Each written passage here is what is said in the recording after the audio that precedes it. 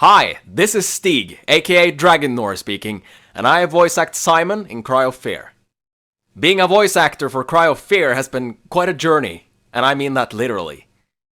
Cry of Fear was one of my first projects as a voice actor, and when I started working on the mod, my experience was somewhat iffy. Since there's a lot more work involved in switching out the lines in a choreographed cutscene than just switching out the audio, you'll notice a very distinct difference between the first scenes, which were also the first lines I got to work on when I joined, and the later ones when it comes to acting technique, as they're literally years apart in acting experience.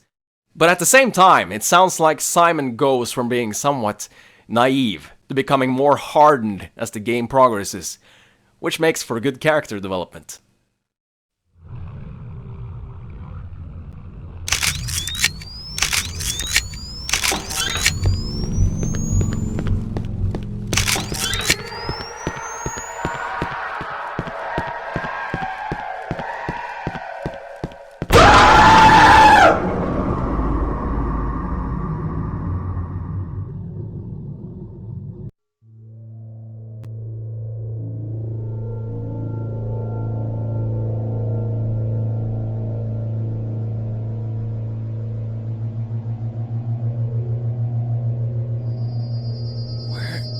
Am I?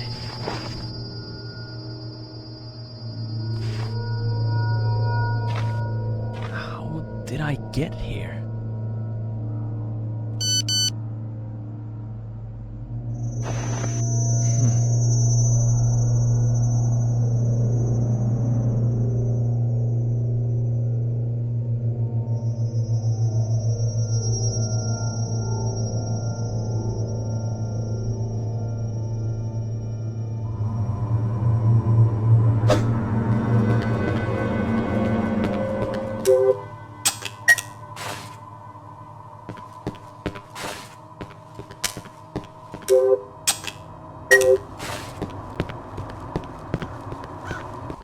This is the start map, and it was the first map to Cry of Fear that was ever created. From the beginning it was just using simple looking Half-Life textures with very low resolution. And later on I went to my capital city, Stockholm, where I went around taking photos and made my own custom textures to make it look really like Stockholm and have a really photorealistic look. Then later on, I wanted to make the windows in the buildings to have their lights on, and I wanted to have people standing there and watching you, but I never added it because I didn't want to confuse the players too much in the beginning. I wanted it to stay kinda simple in the beginning, not have too much shit appearing.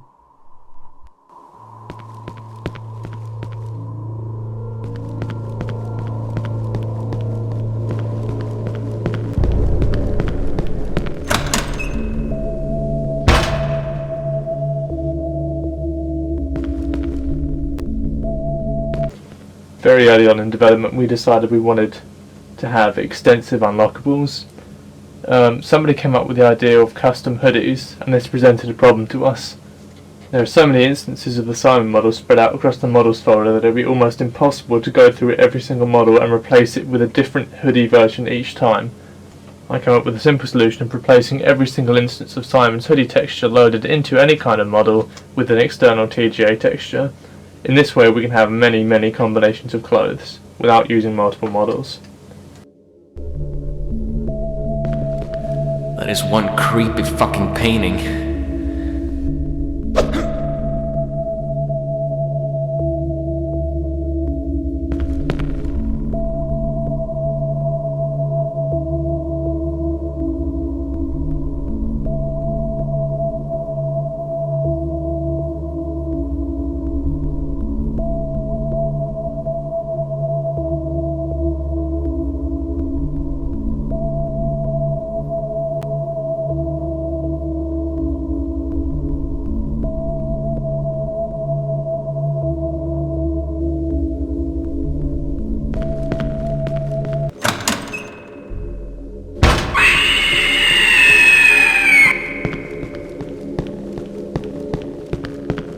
this padlock puzzle is one of my favourites in the mod because it's so intricate. It relies on many variables. As you may have noticed, the number is actually randomly generated from 11111 yeah, to 9999. So that means you can't just play through the mod and then remember what the previous combination was next time you play through. As you well know, this puzzle relies on a couple of things: gathering the username and the password, which aren't quite randomly generated, but the username and password is picked from 32 different usernames and 32 different passwords, and they can be combined. Again, so you can't just play through the mod and do the puzzles without, you know, actually properly doing it. We decided to do this because it's just the kind of, we want people to see what we've made. We don't like the idea of people just running through the mod remembering what the solutions are. We want people to actually see what we've done, especially Rumpel's work on the churchyard area where you get the username and password. It's very, very good mapping. We want people to experience it.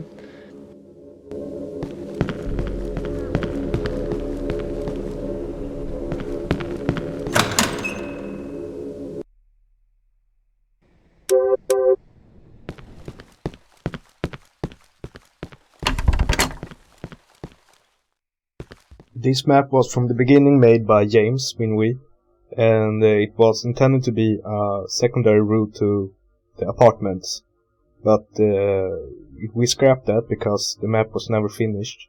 So, and we also thought that it was unnecessary to have two routes, and it would take too much of our time to make it. So I decided to extend the map instead and add this little small town that you run to with those small streets. And that part is actually a replica of a town in Stockholm called Gamla Stan. And also the square in this town is a replica as well. And it's called Stortorget. And the church there is called Storkyrkan. And actually those sounds from the clock sounds from Storkyrkan in the Cry of Fear is real sounds from Storkyrkan in real life. And I head there only to record those sounds. That's how dedicated I am to this mod.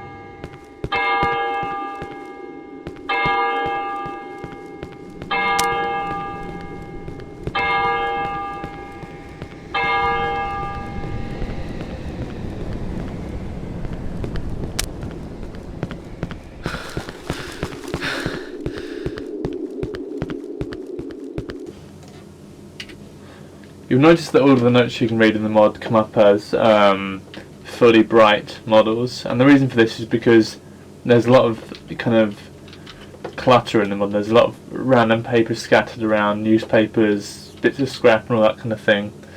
So to help players to easily identify what you can and can't read, we made the notes, just like the weapons, come up as full bright.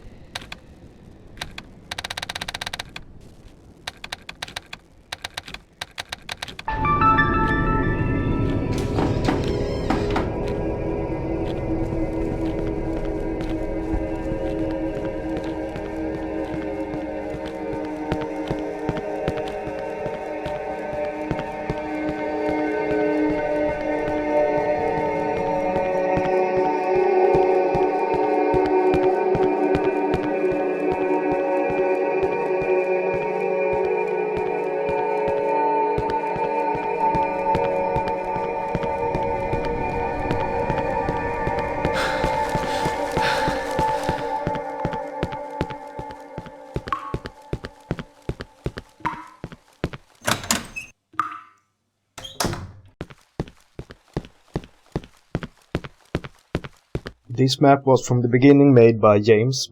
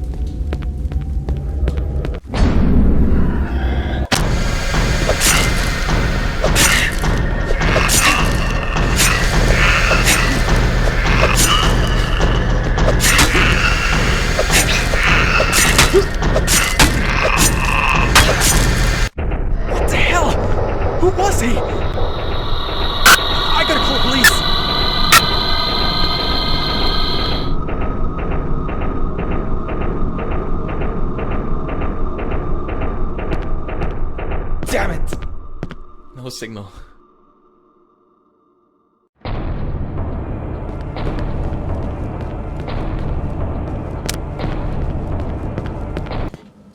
I'm actually very proud of the work I've done with the ladders in Cryofear. This was actually added very late in development, probably later than it should have been because it's quite a lot of work. This was after we started working with model-based cutscene cameras. If anyone's familiar with Half-Life mapping, they'll know that normally you have to use normal Half-Life entities and special objects that the camera will move to and from. That's very annoying to work with, and you don't really get a good representation or idea of what the finished product will look like until you've compiled the map and tested, etc, etc. So I developed a system whereby you animate the camera in 3ds Max and you see what's happening in the viewport there. You export the map to a DXF, import it into 3ds Max, and then you can fly the camera around as much as you like. Using this technology, I realised after looking at how shitty the ladder system is in Half-Life, where you just slide up and down, I decided I want to improve it by having a animated one. So I knocked up a quick animation, which actually ended up being used as the final thing with a few tweaks. This was actually inspired by Turok 2, which I played years and years and years ago, and that had a ladder system similar to that, whereby the screen would kind of shake around as if you were climbing up, and I was very impressed by that back at the time, and I just thought, why not?